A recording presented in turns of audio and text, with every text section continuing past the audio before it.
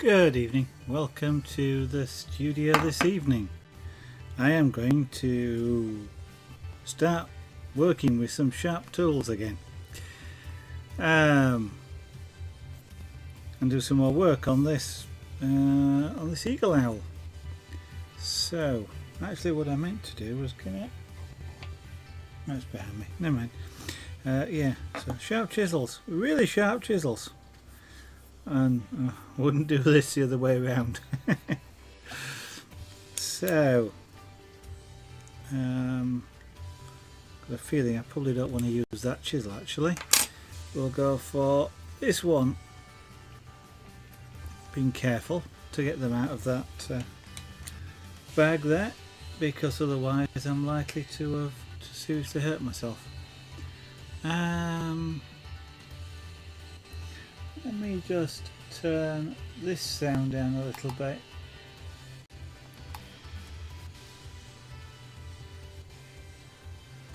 I just want a general background noise, I don't want a lot of sound. Right, so we're shaping this bird more.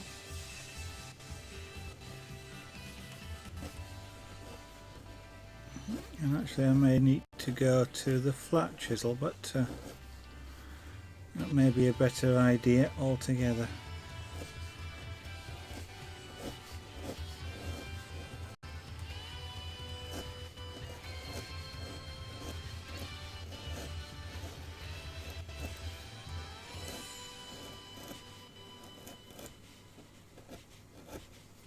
I have to be really careful with that. I can see, so I'm going to actually switch to a flat chisel, which will probably do this a little bit better.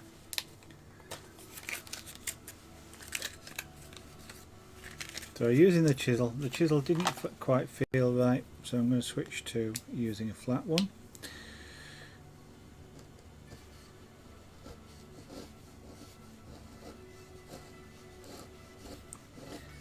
Because the grain direction on this, I can use this more like a knife,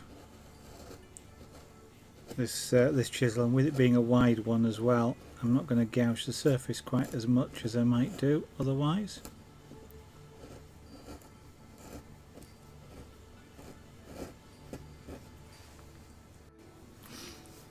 So right, yeah, it's just a lot of shaping now.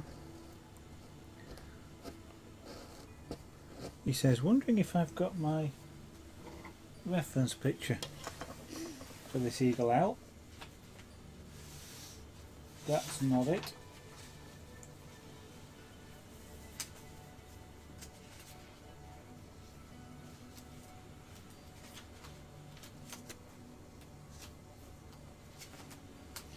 Right. I possibly haven't kept it because it's a photograph. The problem might be which photograph. Let me just see if I can pull up my photograph of this eagle owl. So have I been clever and put it in my art folder?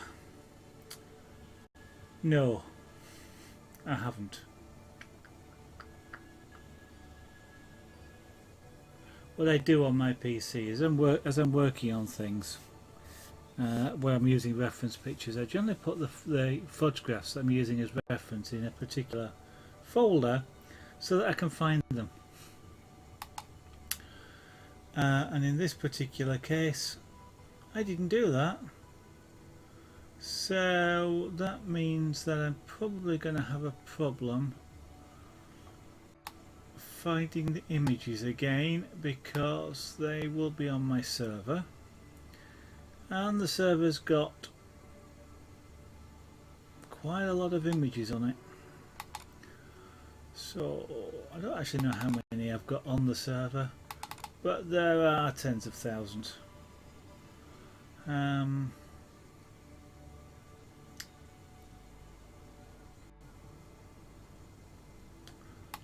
I think it'll be in there,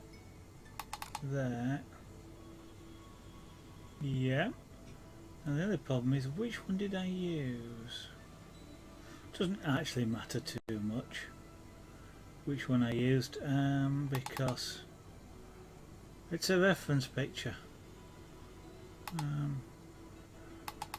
That sure looks like a startled bird. Okay.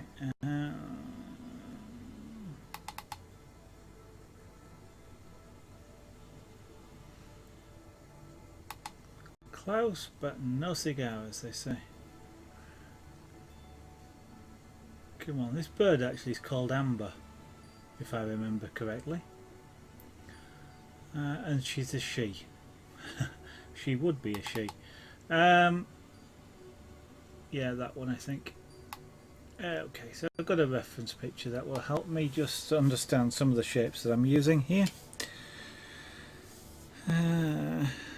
Okay, so that's the neck's going to become okay. Yeah, so that's I will. You'll hear me talking a lot of shorthand quite often when I'm doing things like this. I'll sort of say half sentences or half words sometimes, or even just that's kind of. And all I'm doing actually is my mouth isn't keeping up with my brain. I'm deciding things in my head quicker than my mouth is speaking them. So I'm kind of speaking just in a sort of a verbal shorthand almost.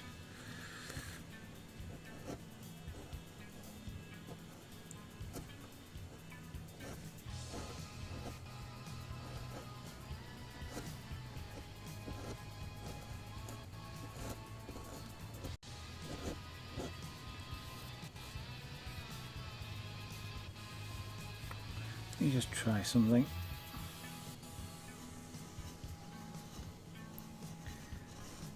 Yeah, that's what I thought.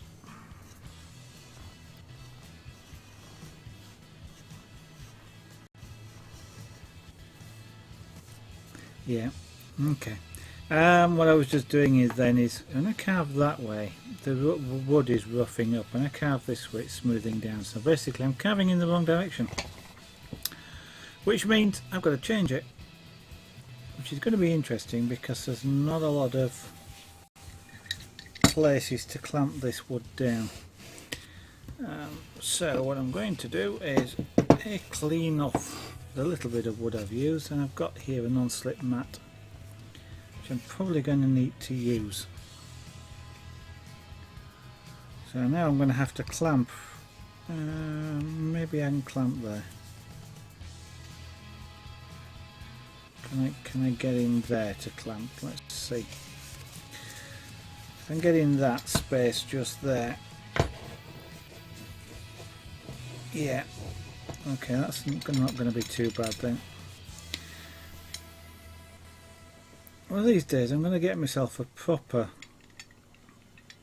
carving vise. Probably later this year though. The thing about this is I need to clamp it down so that when I'm pushing against the chisel it doesn't move. But when you clamp too close to the edge, what happens is the top of the board lifts up, which means it'll wobble, and that's one reason for putting the non-slip underneath. But you've got an ideal places to camp slap bang there, but of course that's where I'm carving. And what I'm trying to do is get rid of a flat portion here, and that's what I've just remembered now that I can see it. With a proper carving vise, what it will do is it'll actually sit it higher up, which isn't actually fantastic, but maybe got a solution for that. But it'll screw to the back, and then it clamps to the desk, and then I can position the board in any sort of way because it's usually on some sort of ball or effectively a 360-degree mount, so I can then actually move the carving around as I need to. But the fact that it sits higher is going to be potentially a problem, except what I was been looking at is standing desks. So I'd carve stood up, but I've an electrically adjustable desk, a really quite a nice one, which I might look at getting later this year, so I can adjust it halfway up, so when I'm carving at a natural height, which will be absolutely fantastic. Yeah, that's a lot smoother, which indicates I'm now carving in a better direction with respect to the wood grain and everything else.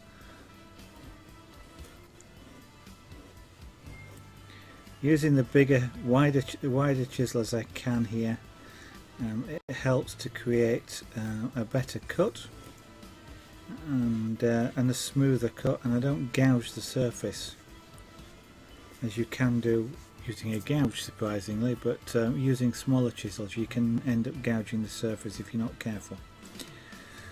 So I do have a narrower flat chisel like this, but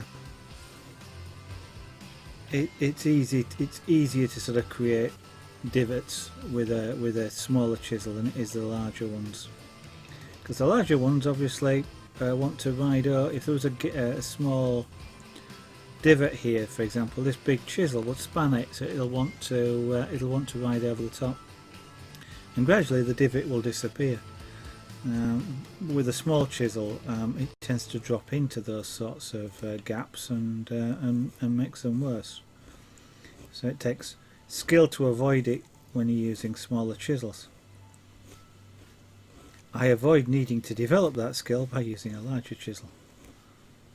And the wood grain is causing me a problem here now, because it's the wood is sort of splitting along the wood grain. Instead of being cut with the chisel, it's breaking apart along the wood grain. Yeah. So I'm really using this big chisel more like a knife. In actual fact, I'm going to give it a little bit of a hone as well. Sometimes described as sharpening, but in practice it is actually honing. So honing is just restoring the sharp edge as opposed to sharpening the edge. So I do that on this. So this is just a fine-ish polishing, or softish, fine-ish. It's not a very coarse polish. So I put a polish on there, put that to one side, and then to hone it, I just drag this backwards, holding it at the right angles, holding it actually at the bevel angle.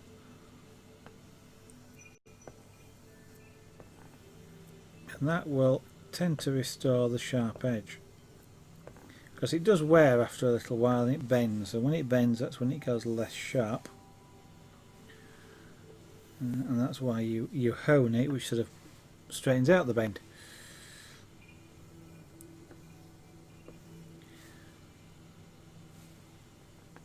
Now one of the ways you can tell if you've done it right is the bevel goes sort of really shiny, because you are polishing out any little nicks that's in it, or scratches that you might have got off the wood. Right, and that is now a lot sharper than it was a minute ago.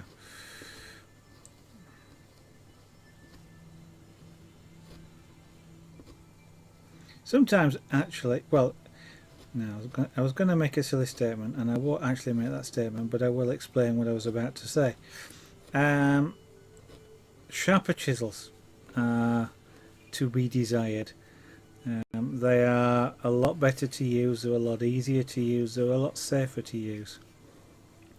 Just sometimes it can be a little bit more awkward to use them, because being sharp they actually will very easily dig into the wood, which of course is what they're intended to do, but sometimes if you're not quite 100% accurate, you can dig in where you didn't actually want to, and so the sharpness feels like it's a pain when that happens, but in actual fact of course it's precisely what you do want to happen.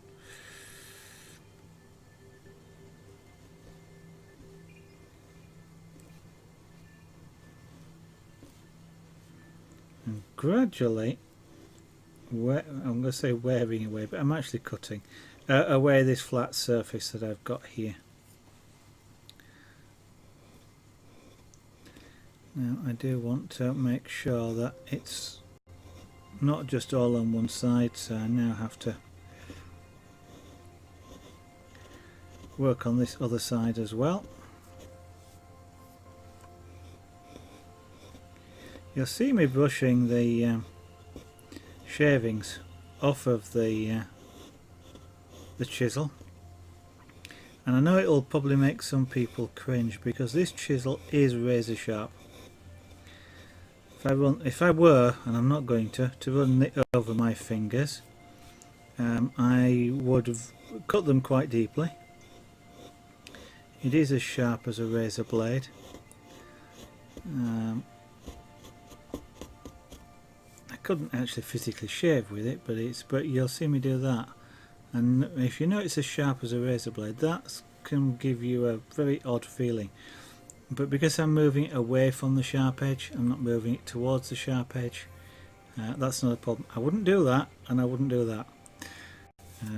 But doing it that way is fine.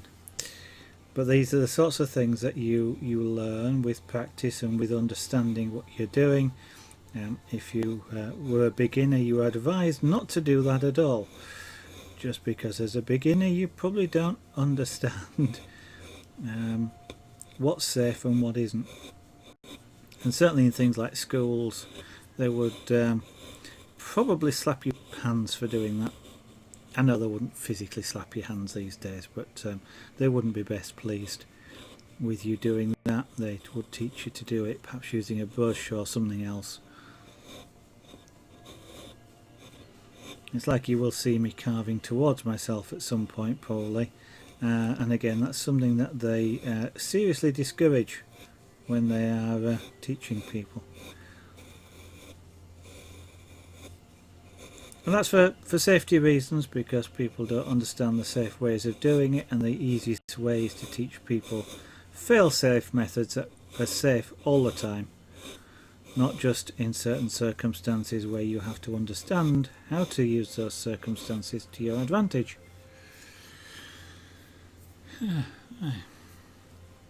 So no lots of big flying chips with this, I'm afraid. Now we've got a basic shape, and so now it's about shaping.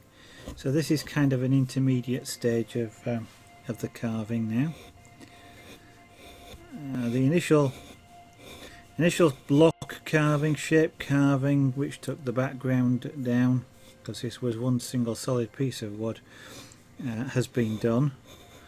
And that was sort of big chunks of wood coming off at the time, and now we're applying a rough shape and then working slowly towards a final shape, and the final shape is when it's done. So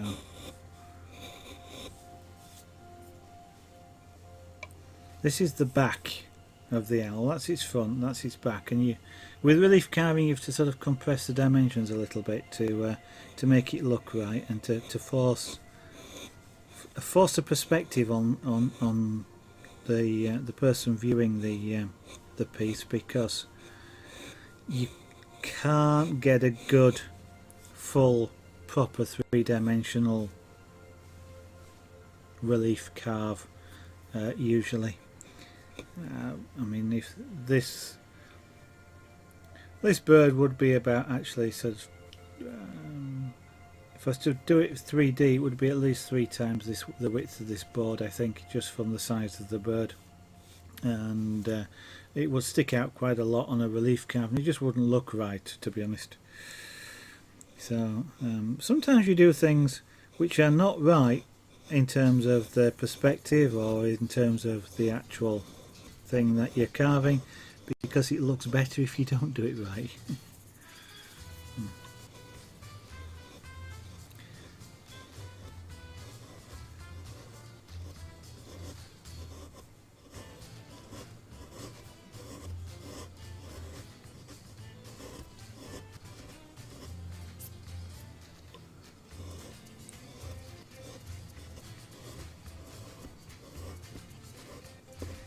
Kind of using this knife a bit like a plane at the moment, and just shaving things down. I want to try and maintain the shape all the way down. That's the way I prefer to carve.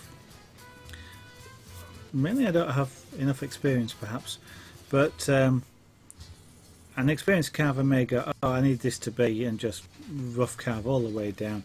I've got a shape that I like, and what I want to do now is sort of maintain that shape, but just gradually shave the top off of it and go down until I've got rid of this flat piece here. And so I guess I just, at this moment, I haven't the experience. I mean, in actual fact, this is the first time I've ever carved an eagle owl, so but whilst I've been relief carving now for quite a few years, it's a piece takes several hours or tens of hours, so it's not sort of, you don't do hundreds and thousands of these things, or at least I don't. So it will, experience takes time, and I do a lot of other crafts as well. If you watch this stream a lot, you'll know that.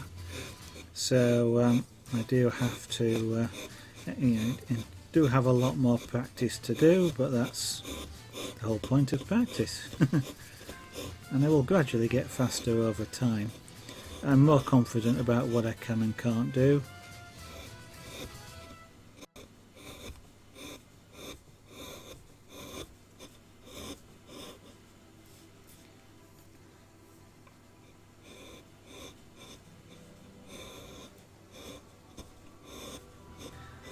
So if anybody's any questions about carving, obviously feel free to ask them.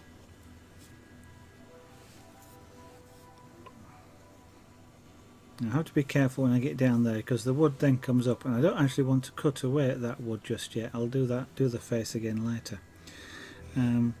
Yeah, feel free to ask about the craft that you're watching, carving with chisels.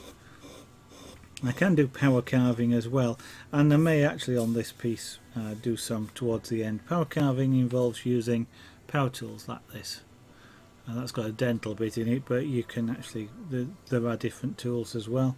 I don't particularly want to use it too much at this position, because that tool, and especially if I use my other power carving tool, which is this one, which runs off an air compressor, this, well, both of these, but this one especially, is very good at turning wood into very, very fine dust, which is not a great thing to breathe or anything like that. And so when I'm using the power carving in the fine dust mode, I tend to prefer to work behind me, where I have an extractor filter in front of me, which draws the dust towards it, and therefore I'm not breathing it. So I don't want to use it a lot, power carving, until I can do that, and I won't be able to. I can't stream from over there at the moment, because I just can't get the camera and everything else. Just the logistics of the layout of the room at the moment makes it awkward. But hopefully later this year I will have a new studio, and in that studio I hope to be able to do things like power carving and be able to have the extractor running in front of me. So that I can do that, and some sort of fairly extensive glass engraving as well. Those of you who have been watching for the past few days will have seen me do some engraving actually on stream. I did a coffee jar just earlier this week. Yeah, earlier this week I think it was, or at the weekend. I'd got the power tool out in order to do to clean up some beads for a bracelet I was making, and I kept looking at it and felt like doing some glass engraving, and I just happened to empty a coffee jar at the same time, so the two just came together, and I've just spent 4 streams doing four sides of a coffee jar.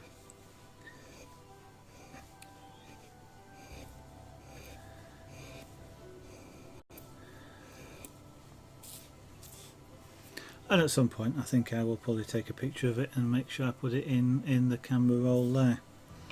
But what you're seeing on the left there is things, I was about to say things that have been made on stream. That actually hasn't. What's being displayed there, that necklace. Just about everything else though has been made on stream, and so you'll see five different crafts in that camera roll. the jewellery making, which you'll see quite a bit just because jewellery making is faster than carving or any of the other crafts. So we tend to do more of it in the same length of time. This will take something like 30 hours to complete.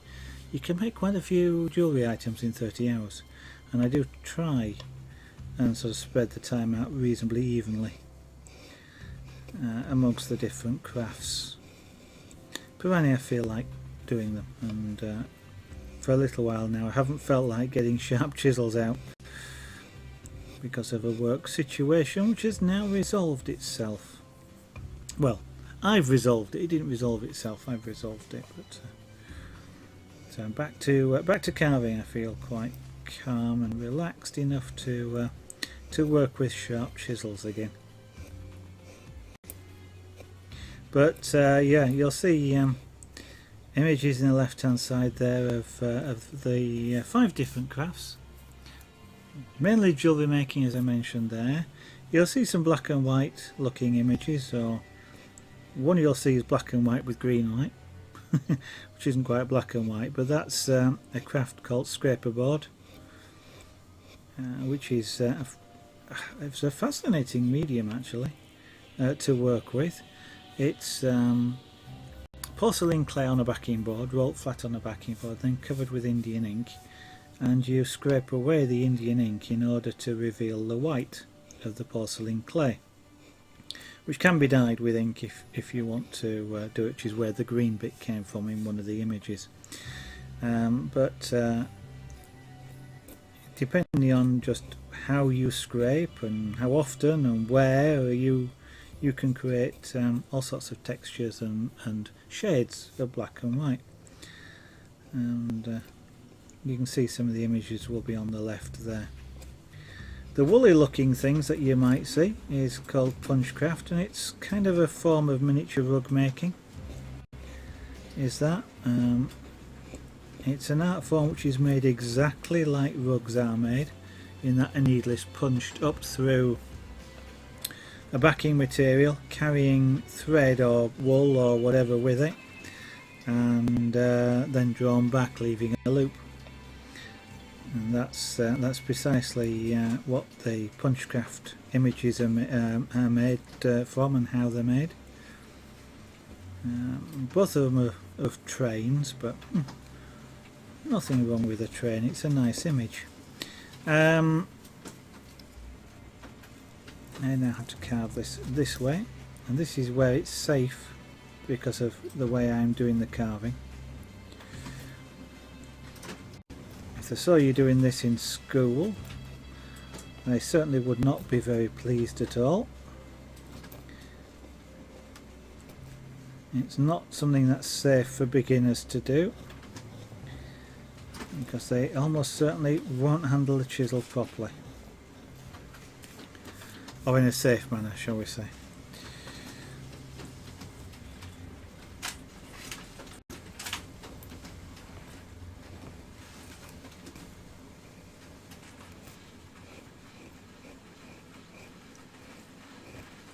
Okay, what else?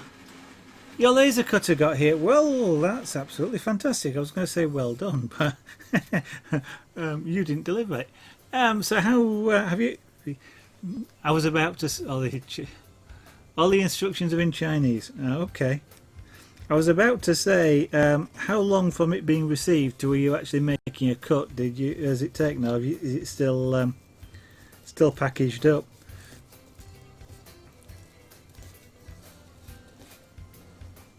Have you run it yet?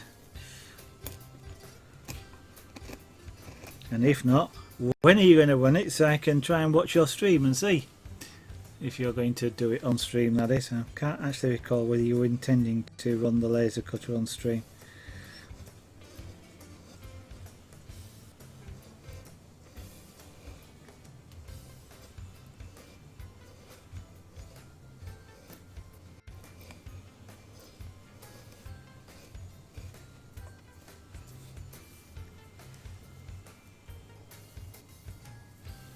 I'm packing it right now. Okay. So you're going to all of which meant Are you intending to stream building it?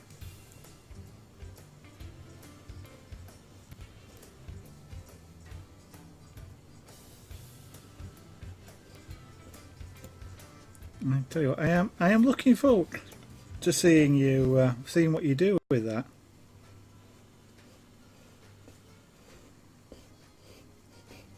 Because I've seen people sort of doing things with laser cutters before, but it tends to be things like structural type laser cutting or whatever, as opposed to artistic style laser cutting. So I am really interested to see what you do with it. No, it'll only take you 45 minutes. Oh, okay. Well, I was going to say, well, that'd be a short stream then, but yeah, it's alright.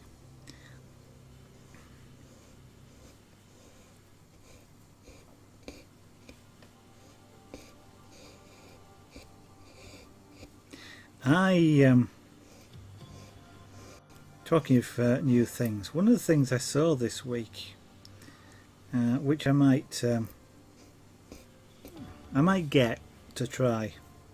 I've kind of been interested in enamelling for a long time, and glass work. I think I've mentioned glass blowing, how I can watch people do that for hours, and enamelling is sort of an extension of that, which sort of interests me, but I was never fantastically. I'm not that bothered about going out and buying a kiln, to be honest, in order to be able to do it. But this week, what I did come across is low temperature resin-based enamelling. So it's not enamelling as such, but resin-based, similar sort of idea, which is done at low temperature, sort of around 150 degrees melting point. So I'm thinking maybe I might try a little bit of that. It sort of looks interesting, and the kit to help isn't that expensive either. Also, you've nothing to laser, you need some supplies. So, you've set up you set up a Prusa i3, or are you suggesting I set up my my printer?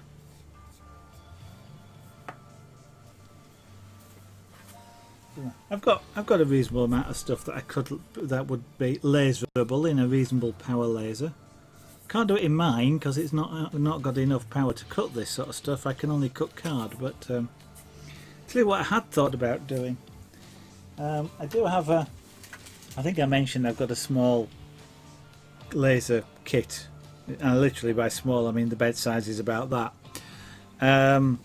And I was kind of thinking, because I've got both a red and a blue laser for that, and I was kind of thinking that once I get the 3D printer set up, what I could do is swap out the hot end for one of the lasers and actually then run it on a on a large bed, so I could do stuff on a larger surface. It obviously wouldn't be as good focusing wise, but set up mine, yeah, you know the size of them, and literally big, the amount of space I've got, you're seeing it's not much more than you're seeing here. I really don't have the space to keep it. It wouldn't fit in the space I can, in front of me now, and that's the problem. Because of the building work, the house here is chock full of stuff, and I just really don't have the space. I'd love to get it set up, I really would, but it will have to wait until the moment they're projecting finishing the building work in August, so maybe September. it is very likely to be one of the first things I do when I have the room is get that box out. Yeah. Well, you see, you've got a reasonably large area that I saw there. I mean, you had a table in front of you. I can't even work on the bench behind me, which is where I used to do the airbrushing and the power carving and the engraving, because at the moment it's got it's got raw materials on, like, some blanks and some of the stuff I've already done, and it's got tools on it, and it's got a model, I was going to say tractor, but articulated tractor truck. I call them tractors over here. Sat there, which I can't put anywhere else at the moment.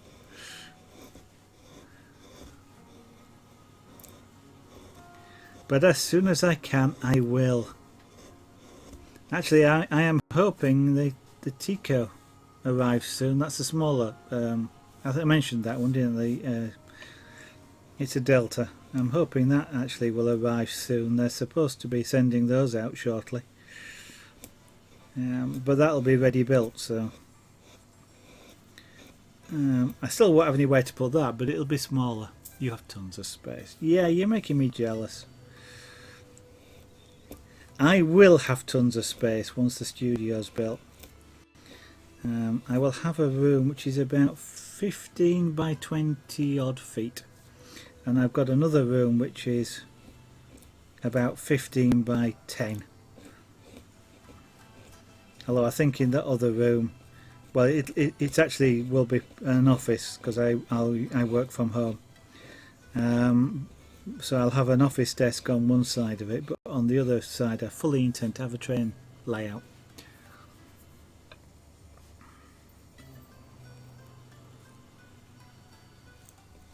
Oh, come on. I knew you'd do that.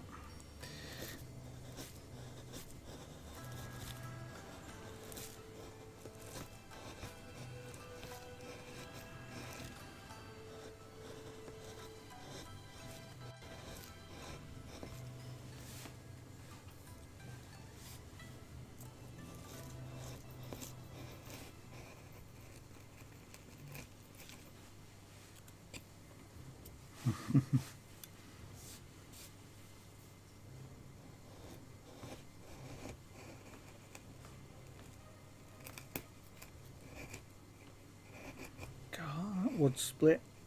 Do not split on me. Do not split on me.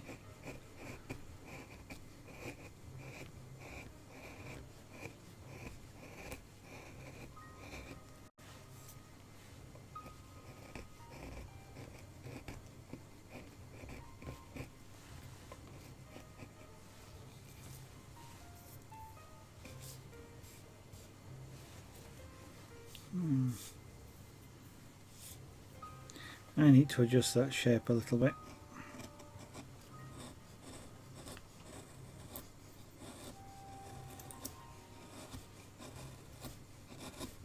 I'm a somewhat tentative carver. And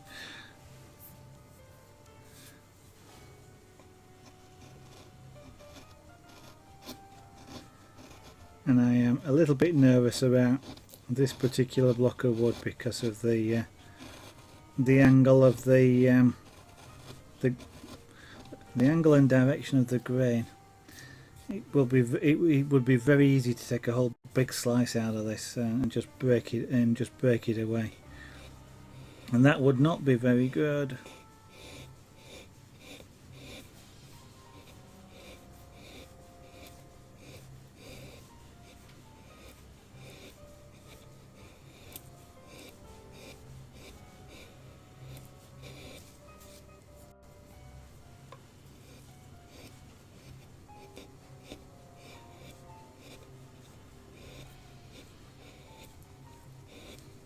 I don't think you'll have the problem with the instructions being all in Chinese, because one of the things that has always fascinated me about instructions that come with kits and things like that, and my 3D printer is one of them, is they contain a sheet of paper which is the contents of the box. And what I always find amusing is on the one of the first items on it is always this sheet of content sheet, or this sheet of contents. And what I always wondered was, if they forget to put that in, how do you know it's missing?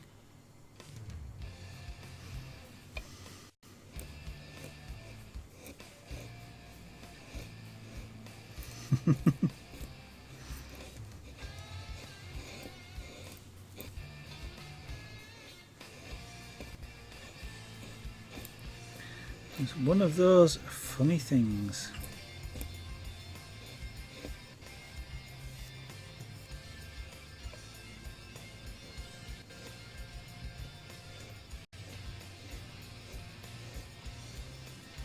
And if you get a content sheet that doesn't say have an item on it that's the content sheet, does that mean that they've given you extra? Or they've given you something you haven't paid for? Because it's not listed on the content sheet.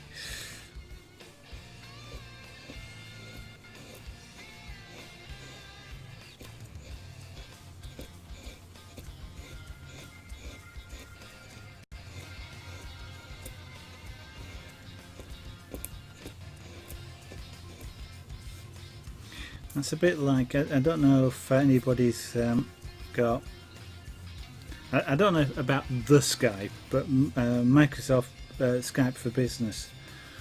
When you, if you have that and you want to share your desktop, you push the button for sharing. You push the button that says you want to share your desktop and which monitor you want to share if you've got multiple ones.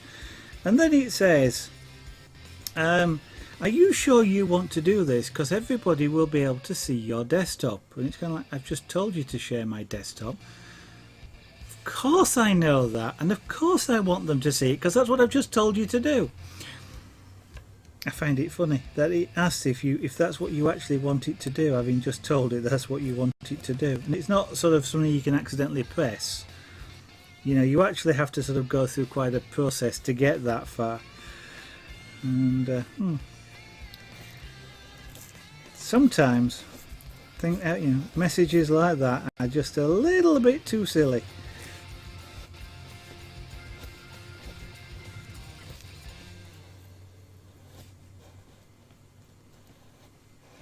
They go a bit too far.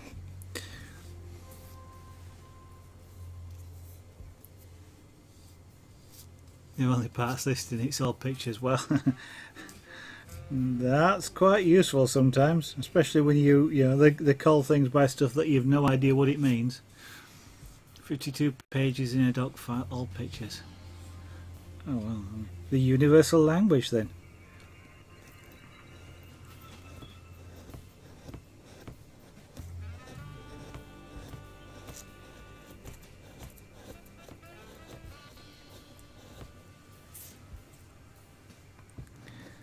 I don't always find pictures to be they're not always as helpful as they might seem when you're building things. Sometimes it does really help to have a description as well as to what exactly you need to do.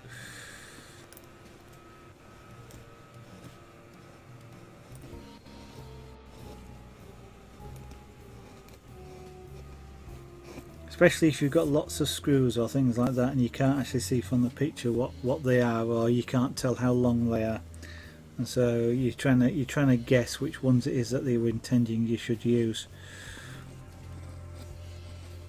Where a simple direction of use the 3/4 inch cheesehead screw helps enormously.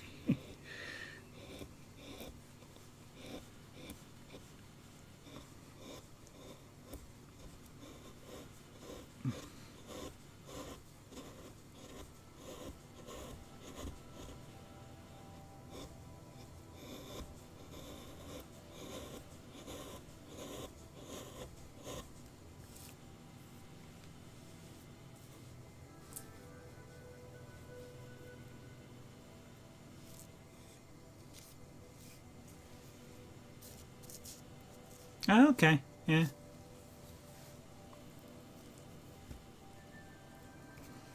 I don't. That might be things like that might be something I'll experiment with once, yeah, in the future. Let's say with the building work opens up all sorts of possibilities for doing all sorts of things because of the space, and I actually want to have a play about with some home automation stuff as well, particularly control of lights, but just don't know what else I might do with it. So and things like remote, playing music through remote speakers, and casting, broadcasts or whatever from a PC onto a large TV, or having the TV itself read them direct rather than casting, I suppose.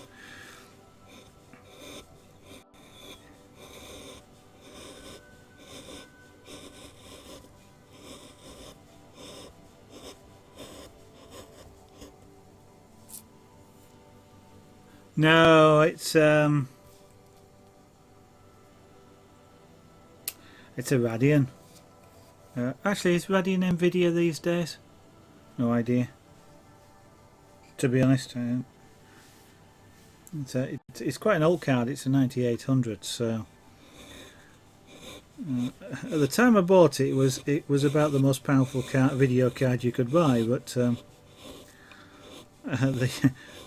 these days, it's not.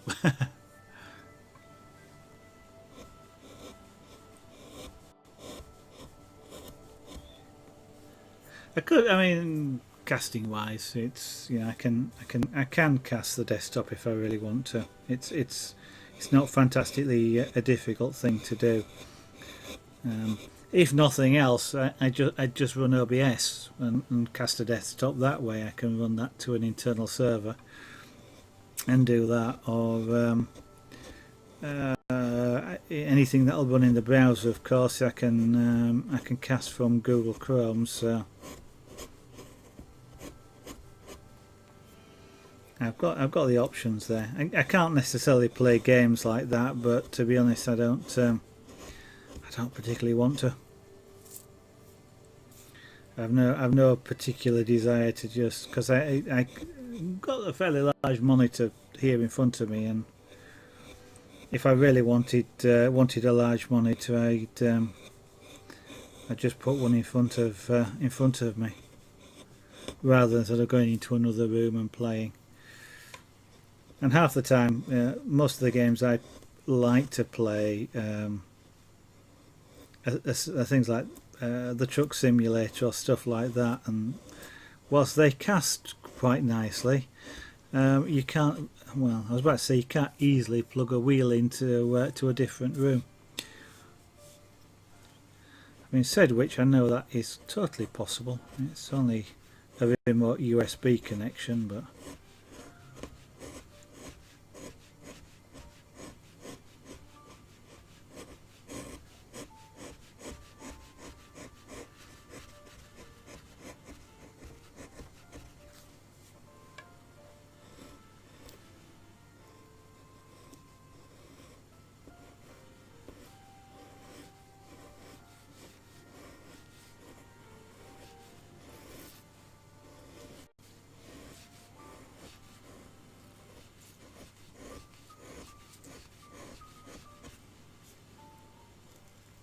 Ah, wood grain.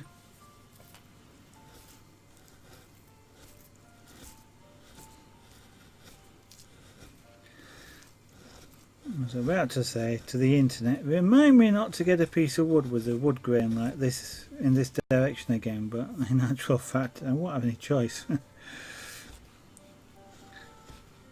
Since we don't have any decent wood shops that close to me, I have to order a lot of this stuff on the internet and say get whatever comes.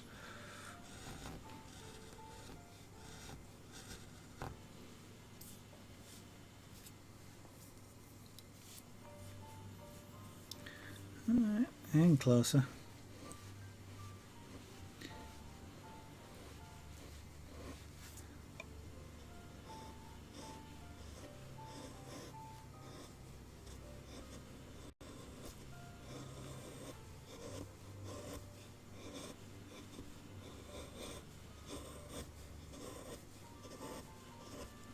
This chisel is actually getting blunt again. You tend not to notice it when you're working until all of a sudden you do notice it, and then it's kind of a lot blunter than it should be.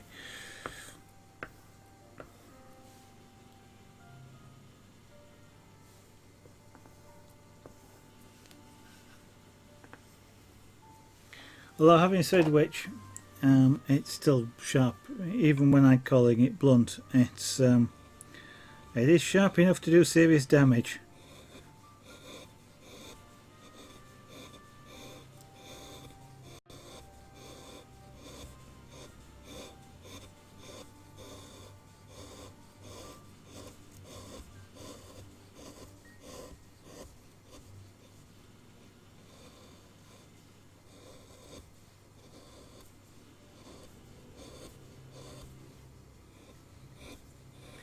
Now, there is one thing that's quite nice about carving.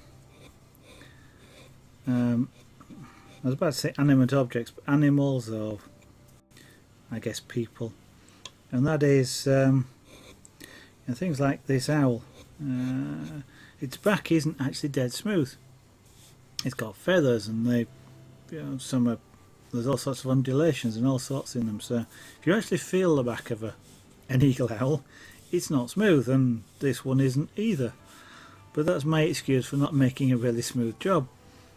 But it is actually true that organic things rarely have sort of perfect surfaces. For example, a car might do, and bumps in a car surface would look and feel rather odd. But with an organic subject, you can get too perfect. Of course, at this scale, it's just an excuse for not doing a good enough job. But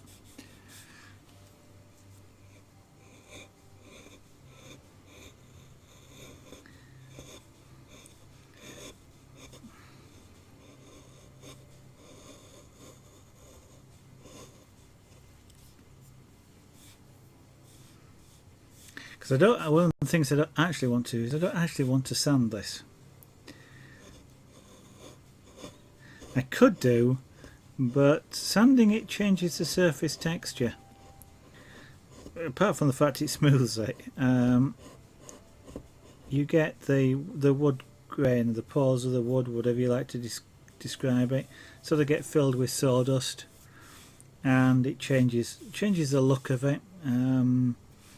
This has a shiny look of it because of the way the blade sort of cuts the wood and actually leaves a shiny surface behind. If I sand it, it goes dull. It doesn't look the same, and part of that is due to sort of the sawdust which is impacted into the surface, and part of it is you've just roughened the surface. Really, it's micro scratches, and I actually prefer this sort of glossy look that you get from cut wood. So it's actually the wood ages as well and changes colour as it does, and I kind of like that as well. So I tend not to varnish or otherwise coat the pieces because I like the natural wood look and how it develops over time.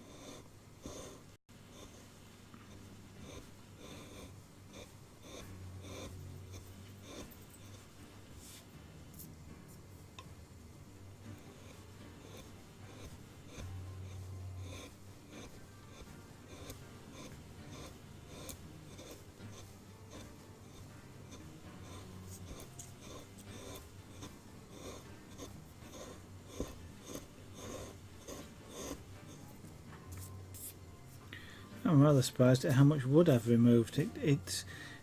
It looks a lot more than it actually physically is because it's all curled up, but still quite a bit of wood come off of this.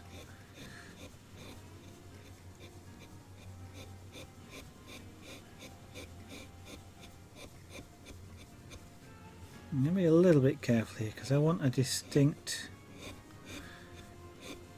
body shape that comes around there, because that's the tail feathers and the wing case. Well, not the wing cases, but the wing the the individual wings. They're sort of down here. They overlap each other on the back, and then they come down. This is sort of one wing with the tail feathers underneath it. But there's kind of the high point of the body at this angle is around here, and I kind of want to make sure that I keep that as well, because it helps you see the shape of the bird.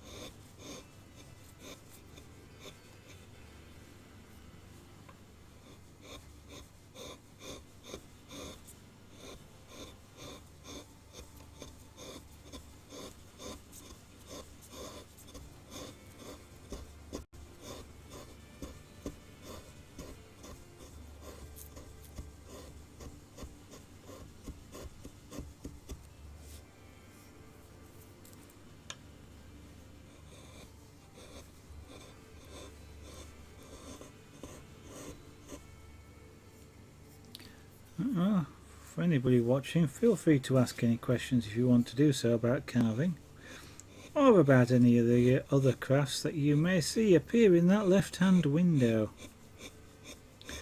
And whilst I'm mentioning the left hand side of the screen there, you can see all the URLs or the information that's below it for various additional sources of information about Zaragan art. That's me. The big URL at the top, of course, is my own website. Tells you a little bit more about me, why I do what I do, and how I started broadcasting. And it gives you on some of the pieces that have already been done. It gives you a little bit more background on some of the pieces, and tells you a little bit about some of the crafts like the pyrography, etc.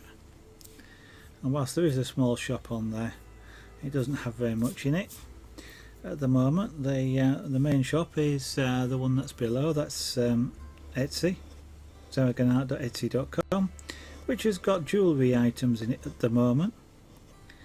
I may put some other stuff in it soon, like some glass engraving or maybe some pyrography, we'll see. But especially with wood products like this, the pyrography or the carving, there's sort of regulations and things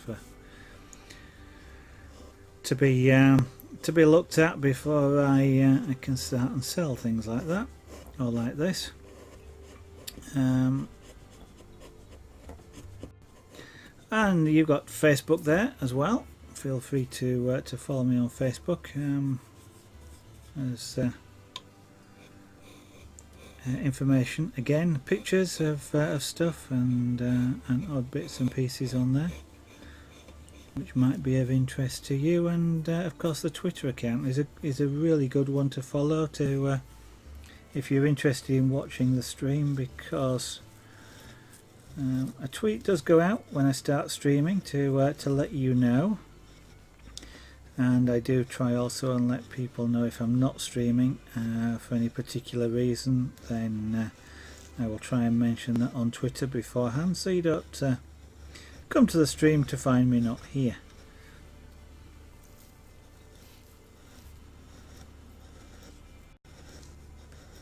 And as time allows, and it doesn't at the moment, a lot of what you're watching here, for example, the carving of this and the production of other stuff on the stream, I am putting into videos on YouTube. Usually, well, most of them will be time-lapsed, so that you can watch something like the carving of this owl in 30 minutes rather than 30 hours. Or if it's something like making jewellery in about 5 minutes. But unfortunately, I don't have a fancy URL for that at the moment. They won't let me have one until there's enough people that follow. So if you do a search for Zaragan Art Studio on YouTube, and follow that, you'd be helping out. So that when enough people have done that, I'll actually be able to get a nice Zergonaut Studio URL, so that you'll be able to find it a lot easier.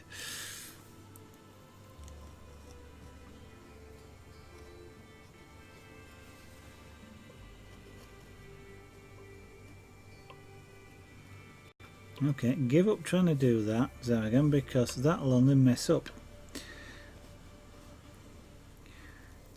Can't use flat chisels to, or not very easily, to smooth out the bottom of a dip. They just don't work. You just end up making the thing even worse.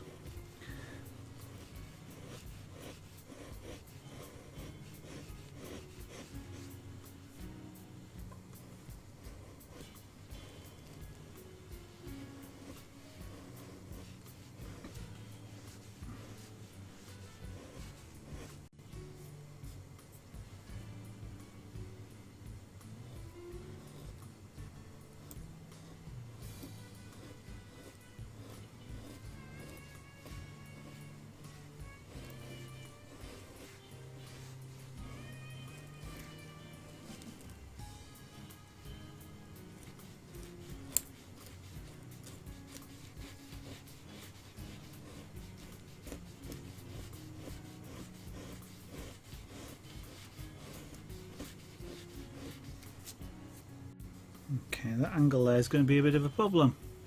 Rakuni, hello, good evening, and welcome to the studio. You like owls? That's good. I like this one as well, which is why I'm carving it. It's an eagle owl. So it's a dirty great big bird. This one is about stands about 3 feet high and is about a 6 foot wingspan. And she was called Amber.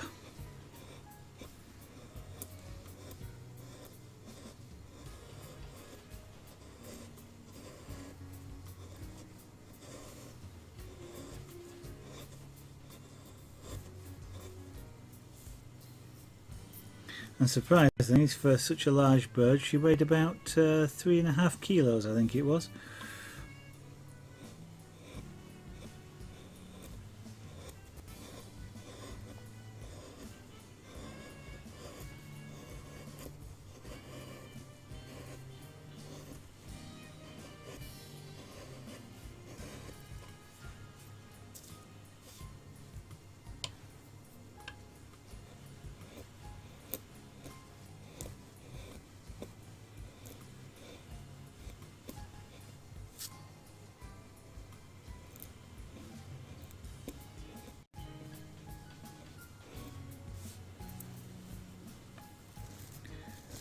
I'm just trying to I've got a this is relief carved, and this is the original top surface of the wood, and I'm trying to carve that away for the moment. So I'm just reducing the shape or the height of the shape all the way across until that surface area is cut away.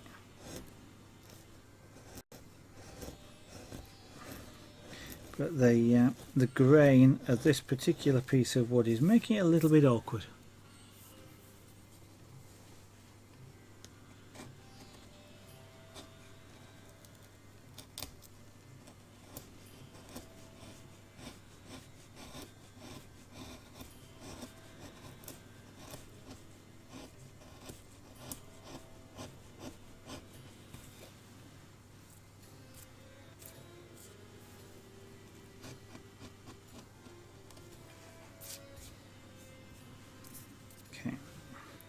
One of the things you do when you're carving is never ever, if a piece of wood is stuck like that, stuck to the wood, don't ever pull it. Always cut it away.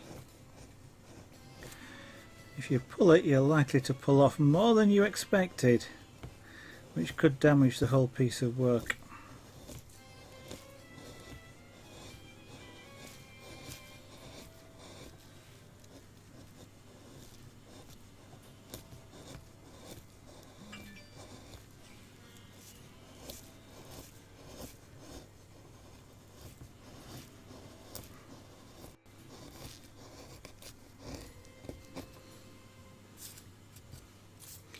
Now, because I've taken a little bit off across here, I now have to shape the rest around to match the fact that I've done that, otherwise the shape changes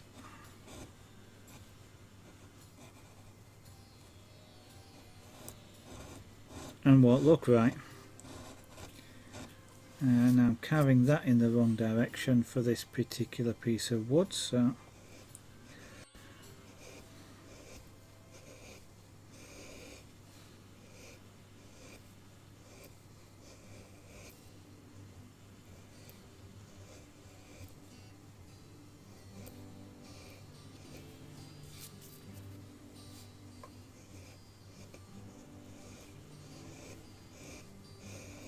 you always have to be mindful of the wood grain when you're carving. It makes a heck of a lot of difference to how the wood carves, as well as the way it reacts and the shapes that you can achieve, and things like smoothness of the cut and, and a lot of things like that. Ignoring the grain can actually seriously ruin the piece.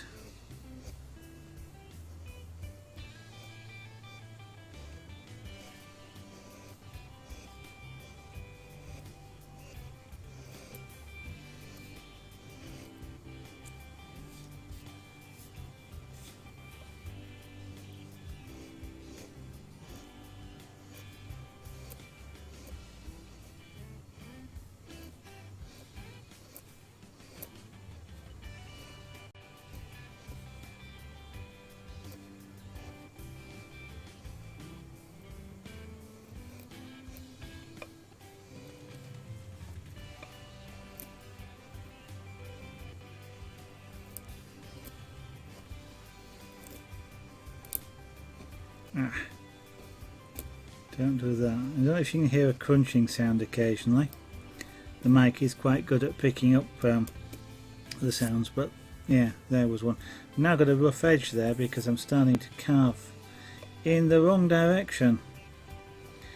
So say ignore the grain and you can seriously ruin the piece, and that's what's happening there. The grain is now impacting what I want to do, and I have to change directions.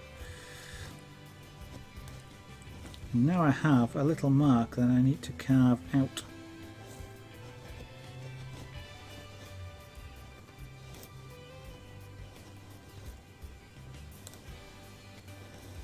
It's a little bit awkward here because I've got to change carving directions halfway through the surface.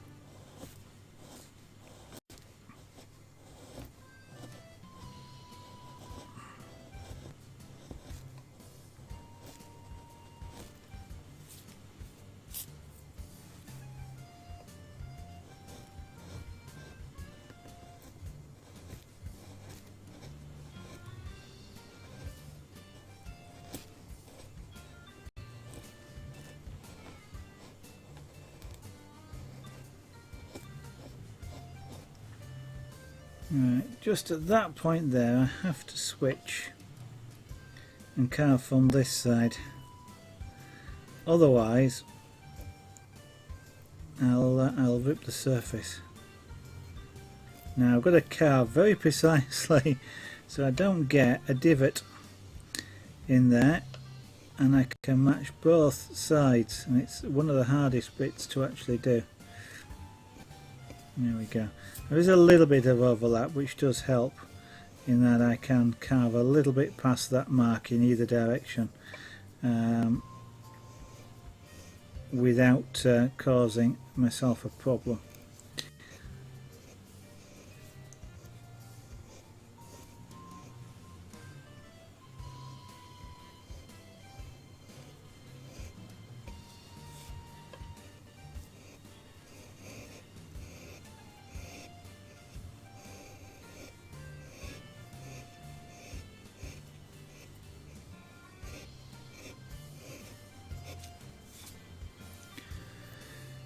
Right, still got a bit there to go, so we'll carry on and come back to doing that a bit more. I'm just sort of trying to maintain the shape all the time so that I don't lose it, and I know just how far I can go.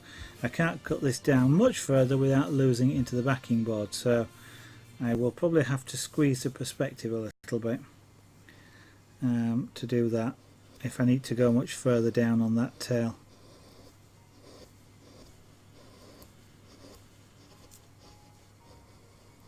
Luckily I'm just about at the level that I need.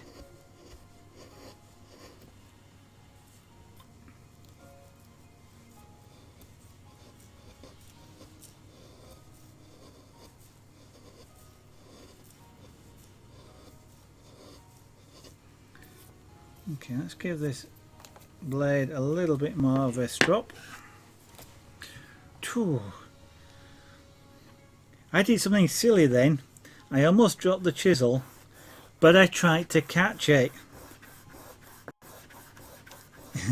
If you ever, that's one of the things you have to learn with chisels, especially sharp ones, or more especially sharp ones. If you're going to drop a chisel, let it go.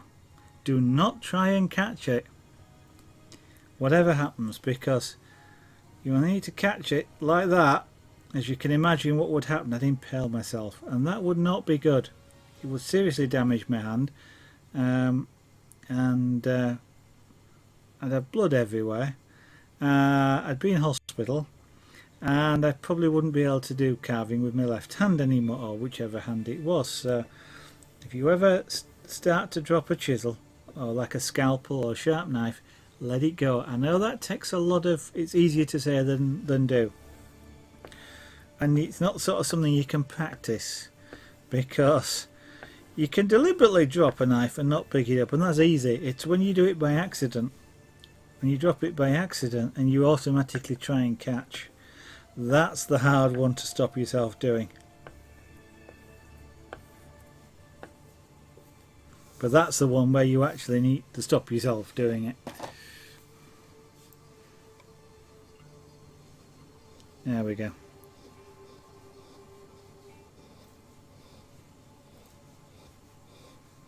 And that's seriously sharper than it was a moment ago. Sharp chisels are your friend. They are safer than blunt chisels. It might be counterintuitive, that, but a sharp chisel is safer than one that isn't. And that is mainly, for example, what I'm doing here, I am employing next to no force to cut this off. And quite often, well, this is a hand chisel, but most of the time, or a lot of the time, I drive this chisel using just my fingers. So I'm not driving it using my arm. In fact, here, what I'm driving this chisel with is these two fingers here. I'm pushing. This hand is just holding it down. So I'm not pushing with my right hand, I'm pushing with two fingers on my left hand, and I can do that because the chisel is sharp. If the chisel was blunt, then I'd be needing to use force with my right hand, for example, and force is hard to control. And so you know, you can see people who employ a blunt chisel, if you like, doing something like this. They'll push, and if it pops out of the wood, they'll do that, and you'll see that jerk. And that's because they've employed too much pressure, basically. And the force means that you can't control the blade. And that's when accidents and things happen. And if you need to use force, you're either cutting too much, or you've got blunt tools. Now, when you talk about a carpenter using a big chisel and using a mallet, you're actually talking about the same thing, but it's a different context. So you know, they are using a serious amount of force with a mallet, but they kind of the same rules still apply almost. Right, so I have now carved below the wood surface, or the original wood surface. The flat spot has now gone away, and enough of it has gone away so that optically you can't see a flat spot either. even though it is relatively flat there. But I'm going to just do a little bit more shaping. Don't want to do much, it will stay relatively flat there, but I don't want it to be too obvious that it is. It's part of the optical illusion of relief carving.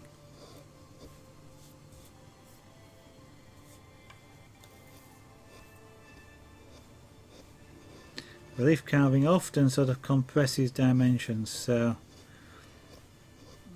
whilst hopefully this looks, or when I finish, will look like an owl and look like a full three-dimensional owl, it will actually be somewhat squashed in the vertical this direction, more than it should actually be if it was truly 3D carved.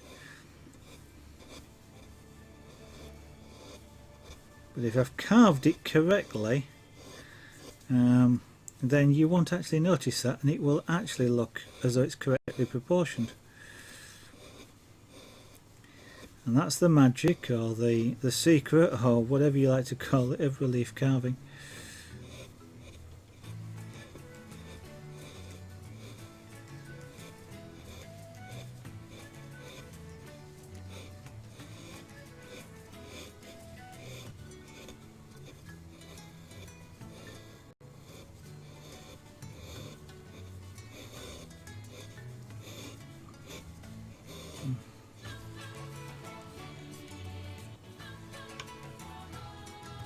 Now this area here goes down, then comes up again. There's kind of a bump here that I want to just smooth off and carve away.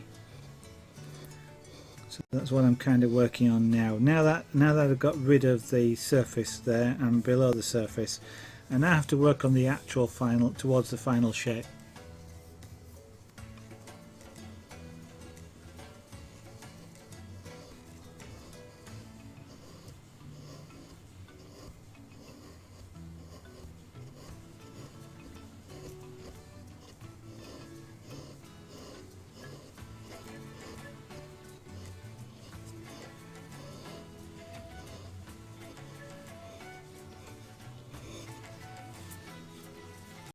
Now the fact that because I'm carving this with a sharp chisel and I'm carving it in the right direction for the grain, the wood is shiny, and that actually helps when you're doing this, because I can see where the corners are, where the bumps are, because there's a distinct change in the lighting, and you can actually see some of them on the camera.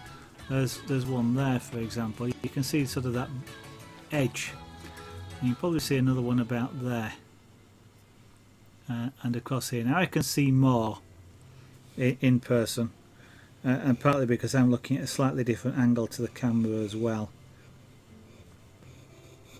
But that will help me when I'm doing this to smooth those away. I don't really want most of them to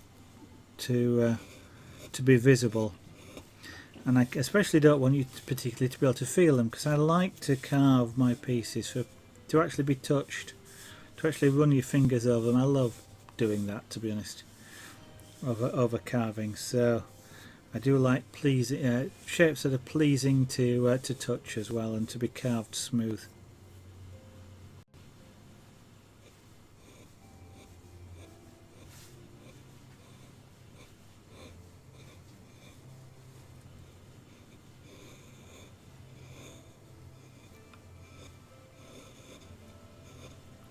So I'm carving what's called a compound shape here. It basically carves the surface curves in just about every direction it can. It's curving that way and diagonally as well. So it's quite a complex shape, which I'm trying to maintain.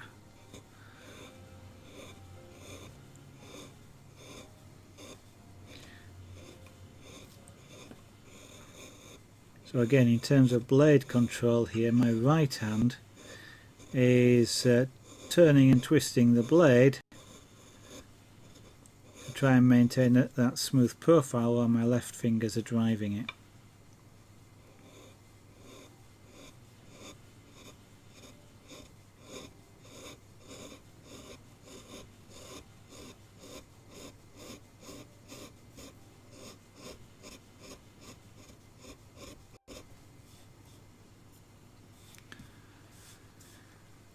Oh no.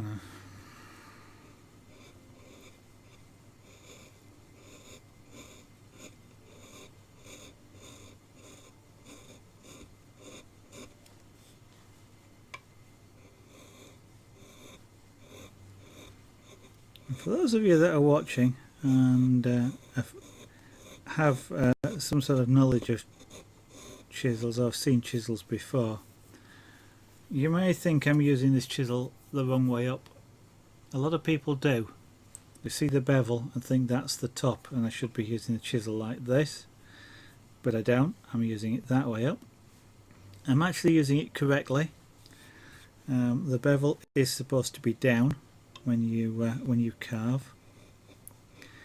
One of the reasons for that is if I carve that way and it digs in, I can't get it out of the wood, because once it's dug in, the chisel is flat against the piece of work and it won't go anywhere. I can pull it back out, but I'm left with a cut that I've created. If I use the chisel this way and I hold the chisel so that the bevel is flat against the wood, which is the correct way of doing it, then if I dig that in, I just need to ease the chisel down and it will actually ride back up out of the wood. I'll create a little divot which I then got to deal with, but I haven't created a deep cut that I can't get out of.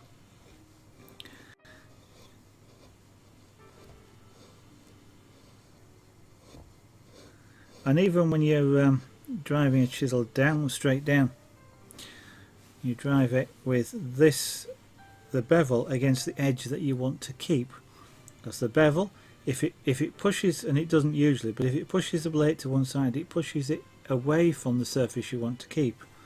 If I did it that way and I wanted to keep wood on this side, the bevel, if it was going to do it, would push the chisel this way into the piece of wood that I wanted to keep. So you always work with the bevel against the piece of wood that you want to keep. So there, useless information unless you're interested in using a chisel.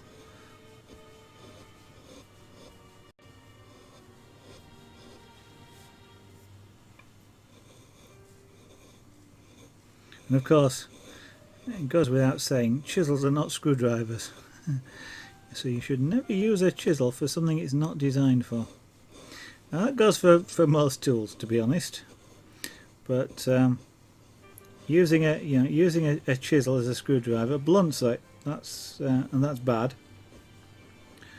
It probably wouldn't work as a very good screwdriver either, because the blades are usually quite thin and relatively speaking at the ends, so they break off very easily if you stress them like that.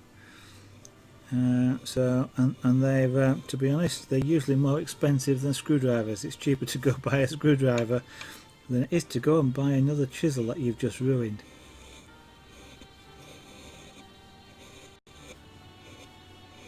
I mean, as an example of that, this blade itself, just the blade, was 12 UK pounds, which is about $15–18. That's just for the blade, not the handle.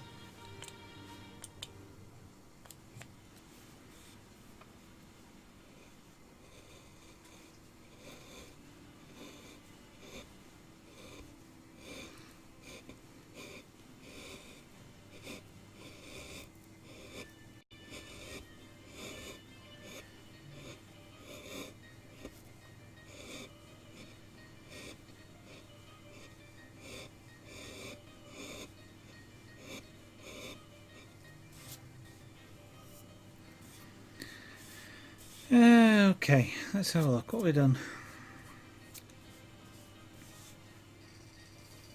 Okay, almost. I'll pull that back a little bit, I think, so I've got a nice shape around there, which is, yeah, roughly where it wants to be. Seems to be where the of the wing feathers, the body of the wing, the sort of, I guess, where the muscles and things are attached in the top half. At the bottom here is sort of the finger ends of the feathers type thing, where it's a lot thinner, and that seems to occur just around there when I'm looking at my reference picture, and there. So this is sort of a thinner sort of feel to it in looking at the reference. So I'll now work to put that curve in.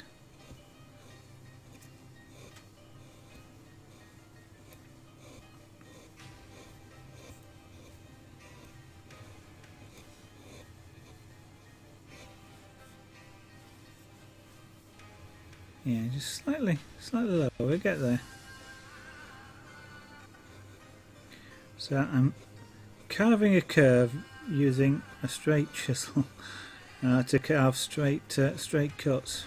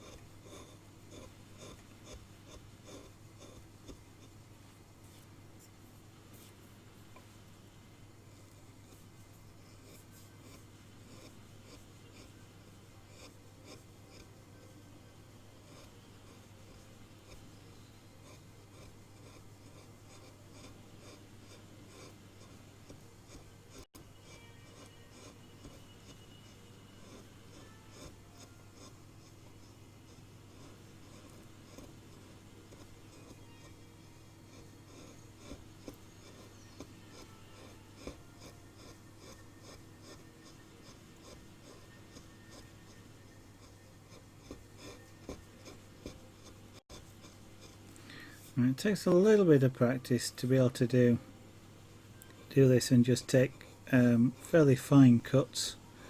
I'm not as good at it as I'd like to be, but just to be able to catch the edge, the chisel edge, and just take a fine sliver off like that takes a bit of practice. As I say, I need more practice at it. I'm not that good, but it is a skill that you develop over time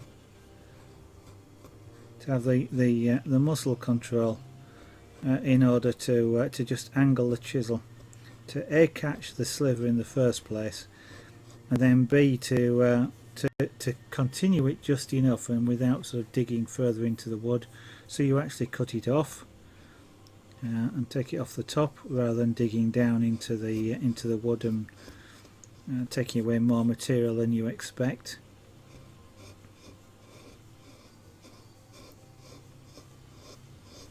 I kind of sound like I don't know. Well, I am boasting a little bit, I suppose, but it's kind of that's not the intention of this. It's just I kind of fully realise that what I'm doing here looks relatively easy. And what I don't want to do is, for me it is relatively easy because of the practice, and what I don't want to do is to give the impression to somebody who's new to this that if they just go pick up a chisel they'll be able to do this, unless some people can, but they've never picked up one of these chisels before. They probably wouldn't be able to control it like this without some practice.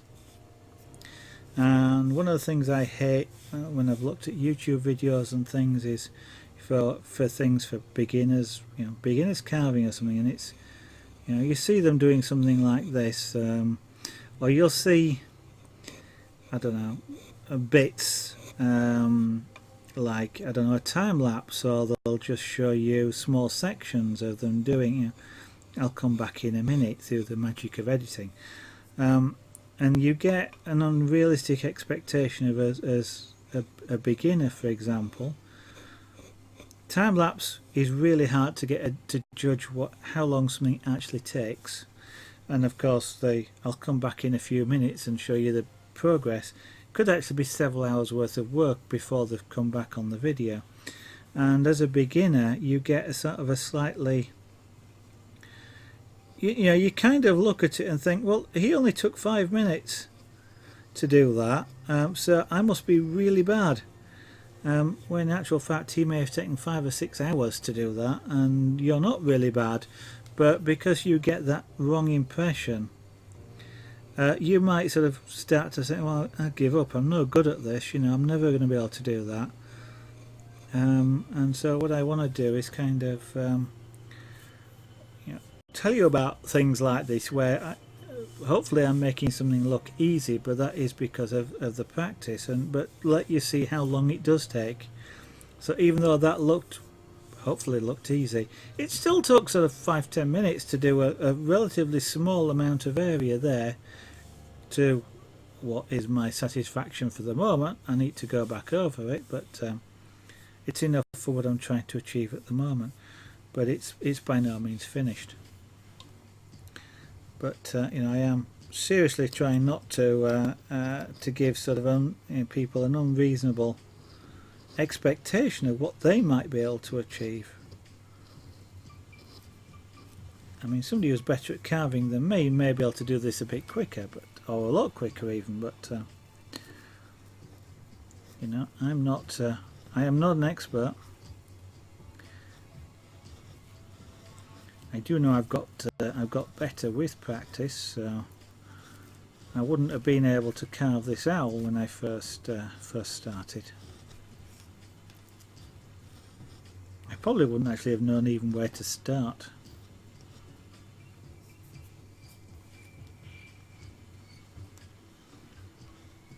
But I have learned, like with painting or drawing, start at the beginning and just start. The hardest bit actually is starting. Knowing, you know, well, putting the chisel to the wood and pulling that first bit of wood off, that can be quite a daunting thing to do. But then, like with drawing or painting, where they say paint what you see, paint shapes, don't paint objects. So you don't paint an apple, you paint a shape. You know, you don't paint a car, you paint the triangle or the square that you see, and you work from there. And carving's kind of the same thing in a way. You carve the shape, not the object. So I'm not carving an owl at the moment, I'm carving a curve, because that curve is the chest of the owl, but that's just what it happens to be. I'm carving a curve. That was a shallower curve, so I'm not thinking this is an owl, I'm thinking that's a shallow curve. And it's a lot easier to carve a shallow curve than it is to carve an owl. And so once you can take your mind off of the object, and you know, carving shapes is a lot easier. It's like it's easy to draw a square, it's easy to draw a skewed square. And then if you draw 3 skewed squares, you get a cube. But try drawing a cube in the first place, it's harder to do.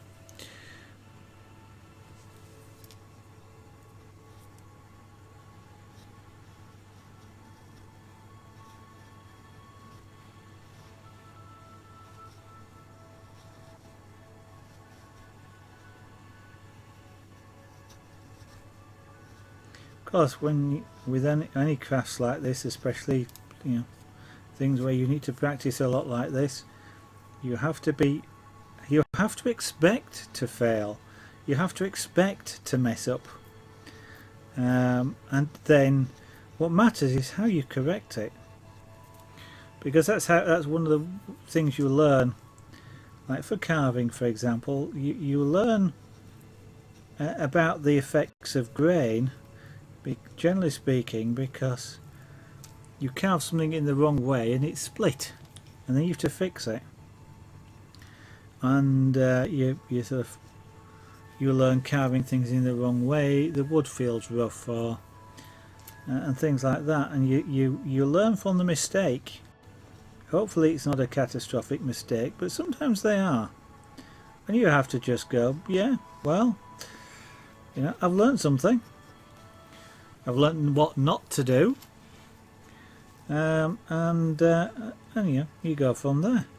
Ideally, what you do is you start again, and this time you don't make that mistake. But sometimes, like this, for example, I probably don't have another piece of wood that's identical to where I can practice not making the same mistake. That might split the wood, but if you don't have another one that's big enough to do, an owl or whatever, you might have to do something different. But you still learn, and that's the thing. You kind of don't have. You don't have to be. You shouldn't be afraid of failing. Failure is as valuable as succeeding, and sometimes it can teach you more.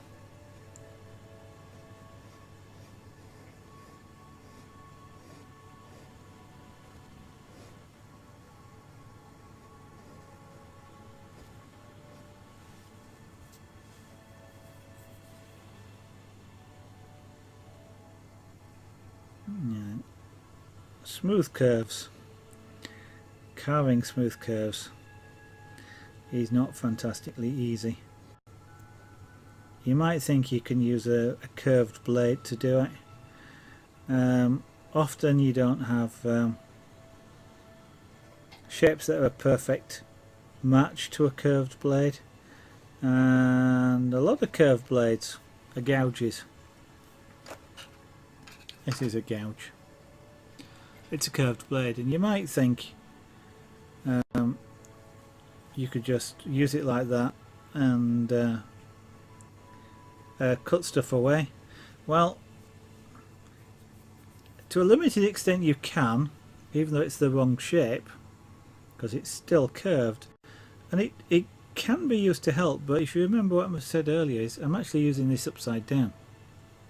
The bevel should be the wood I want to keep. Now if I do it this way, I'm going to cut into the wood and I'm going to create ridges and dips, so I don't want to use the chisel that way.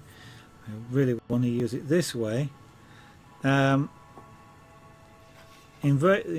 Just here I perhaps could use it. It's not very easy to do, and here I'm accidentally cutting bits of wood that I didn't want to. You can get chisels where the bevel is on the inside of the curve, so it's a reversed gouge. It's not a gouge actually when it's the other way up, but the bevel is on the inside. It's precisely for cutting these outside curves like that. They're not as common, and they're not fantastically easy to use. It's often easier to use a flat blade to cut an outside curve like this than it is to use a reversed chisel. But they are out there. It wouldn't be the first tool I'd add to a set of chisels. In fact, it would be one of the last that I add. But they do have certain uses sometimes. But the gouges are really useful tools. Oops.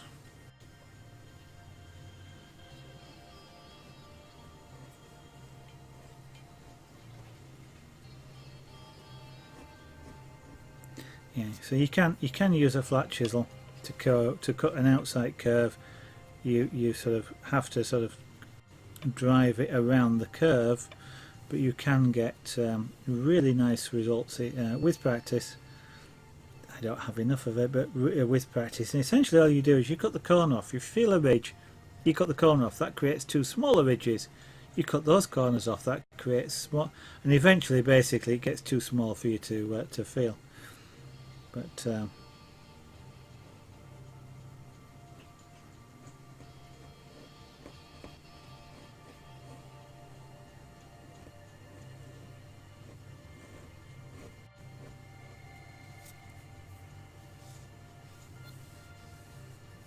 trying to now just do this area around here. It's not how I'd like it to be. But I have to be careful because I'm coming down to underneath the sort of the chin of the bird here, and I don't want to cut up into this bit of wood where the eyes are going to be. I've got to maintain that sort of curve, that inward curve, and I'll have to get a gouge out to do that. But I've got to be careful I don't cut into that too much with this chisel. In actual fact, I probably would need to switch to a smaller one.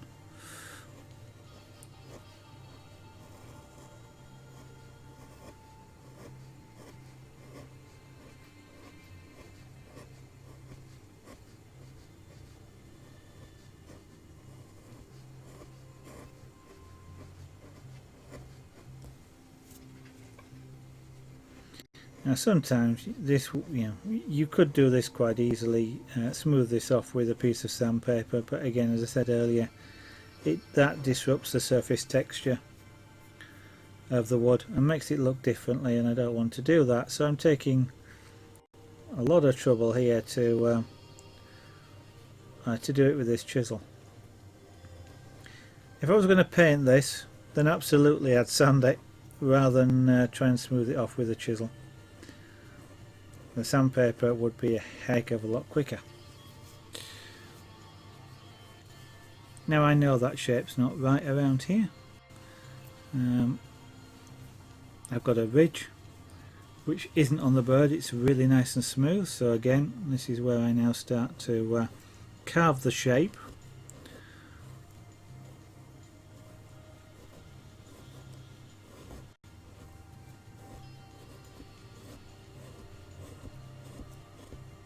Now that there, I'm now creating a rough edge, and I'm going to leave. I'm not going to try and smooth that off just yet. I'll actually have to use a gouge to do that.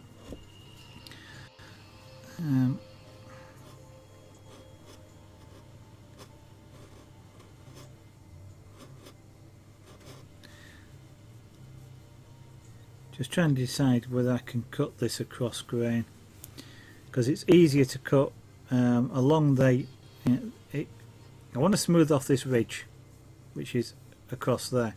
Easiest way to do it is to cut that way or the other direction rather than trying to cut this way. And I'm trying to see if when I try cutting it that way I can feel the surface is rough, if it's rough I'm cutting it wrong for the grain. So I'm trying to just see if I can do it this way. And I can cheat a little bit by using this blade like a knife and slicing rather than pushing. And that's largely how you see me using the blade all evening, actually, is with a slight slicing motion.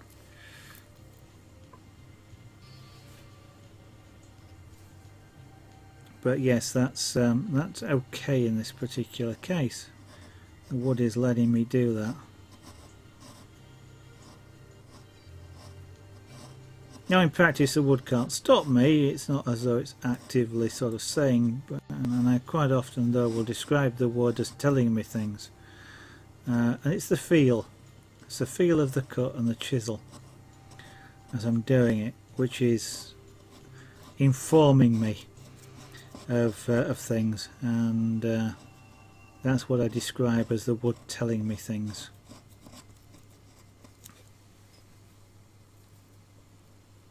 Now to get rid of those, that's when I have to switch to a gouge, and in this particular case I've got to switch to quite a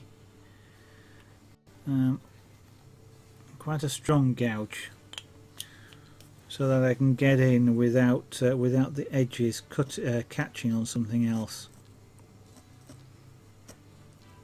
Here for example I'm using this one and I'm not catching the nose.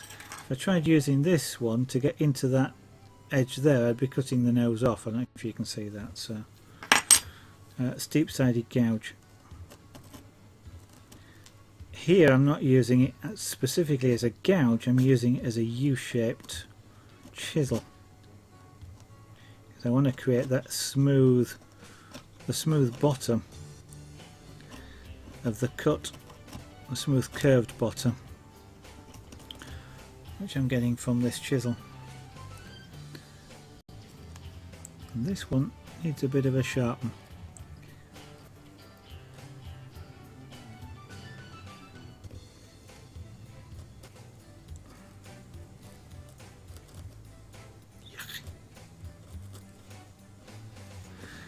It's a real awkward. Yeah, well, let's start by giving this a sharpen because it's not.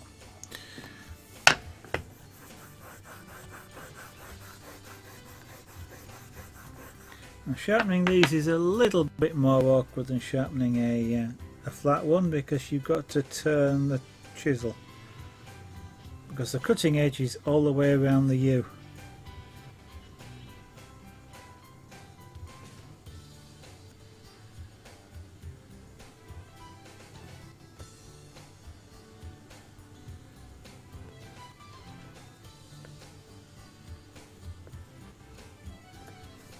I still have to then turn it over and do the inside.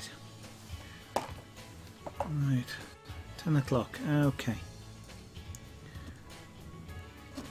Yep, so that's a lot sharper now.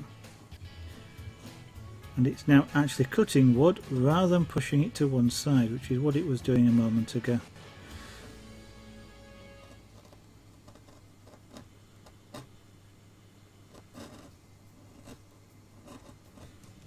And I can clearly see the difference in the bottom because the bottom of the U now is shiny. Before it wasn't, it was dull and a rough texture. Right, but I mentioned just a moment ago it was 10 o'clock and that's the time I finish. So that's precisely what I'm going to do here because it will now take me a little time to clear up all this sawdust which is over me and the floor. So first of all, the first job is to put the chisels away and put them, always put chisels away, put them away in a proper storage for chisels. In this particular case it's a leather pouch where the chisels are individually held in their own pockets and they're held in such a way that they don't come into contact with each other when you close them. Oh, as long as they're in properly. And the leather also means that when you close this, if these dig in, they dig into the leather and it doesn't damage the chisel points or the edges or the sharp edges of the chisel. So like that. So I always put them away. This large chisel lives in its own box. At the moment I do have another tool roll that I could put it in, but since it's the only chisel, getting a large tool roll out for one chisel is a bit. And I like that small one for carrying those, so rather than transfer those to a larger chisel bag, they stay there at the moment till I buy some more. Right, that's going to be it for this evening. Tomorrow we'll just carry on, I think, doing some more of this. Might do some work either at the back end here or maybe on the face. Don't know, we shall see. I'm now going to put all these in the bin and hoover the floor before I finish for the night. Then I'm going to have myself a drink and relax before I go to bed. So I'm going to just say to everybody, if you're watching, I'd quite like it if you'd follow, but you don't have to. If you're just after notifications, which you can get from Twitch, if you follow, you get them off of Twitter as well. I wish they were called two slightly different names, Twitch and Twitter. I keep getting them confused. Because I tweet when I go live, and I tweet if there's a problem with going live or anything like that. So it's a good one to follow me on is Twitter, and of course we have the Facebook there and YouTube as well. I of course encourage you to look at the shop, zaragonart.etsy.com. There's some jewellery in there, a lot of which you've been seeing in the window on the left, all made with beautifully coloured rings like that. That's a picture of all the 15 colours of rings that are available that I can make chain work out of, like that one there for example. And there is at this moment in time 30% off. I'm feeling generous. I have a new job. I'm feeling very generous at the moment, so the 30% off will be there till at least the end of March, I think. So take advantage of that whilst it's available. In the meantime, I expect I will be around at least tomorrow night. Maybe in the afternoon, maybe not, but tomorrow night from about 8 PM UK time. That's 2000 hours UTC or GMT. All three are currently the same here in the UK. So, from the White Rose County of West Yorkshire in the UK, I'll say good night for now, and I hope to see you in the studio in the future. Bye bye.